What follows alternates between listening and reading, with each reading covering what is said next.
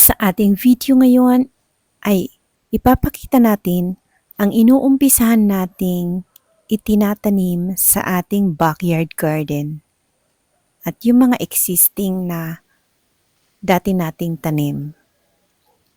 So nakikita natin dito ngayon is yung saging. So matagal na itong tanim ng aking mother. Yan, namumunga na siya dito sa backyard. And meron tayong Japanese malunggay na kung saan dito tayo kumukuha kung kailangan natin sa kusina. Yan. So, tinatanim lang natin ito sa gilid. Depende kung saan ninyo itatanim din sa inyo. At ang hindi nawawala lagi sa amin na tanim, kahit noon pa sa backyard, itong chili. Kasi alam nyo naman tayong mga Pilipino, kailangan natin ng sili pag tayo ay kumakain. Yan. So ayaw kong mawalan kami ng supply ng sili, kaya nagtatanim pa rin ako at nagtatanim. Tuloy-tuloy yung pagtatanim ko yan. So yan. Magkakasunod-sunod. Ito yung siling Taiwan. Malalaki siya pero hindi gaano maanghang.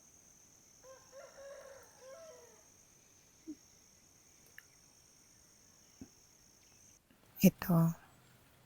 Ito yung hindi ko alam kung anong variety ng sili ito pero napakaanghang talaga nito. Lalo kung yung hinog.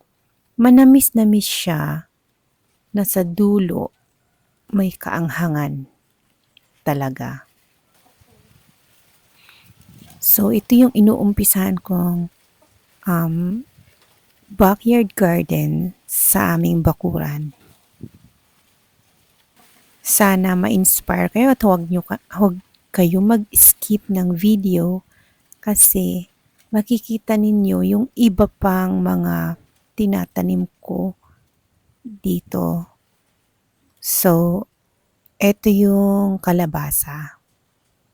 Yan. So, nung unang nagtanim ako,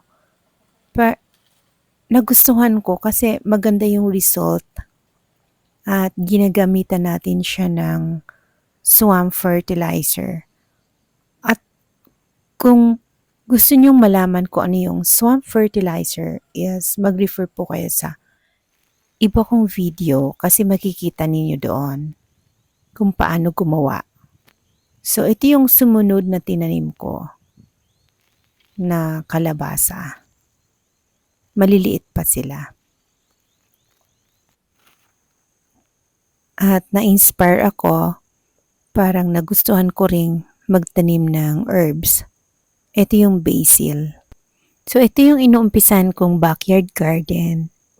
And sana may natutunan kayo sa aking video ngayon.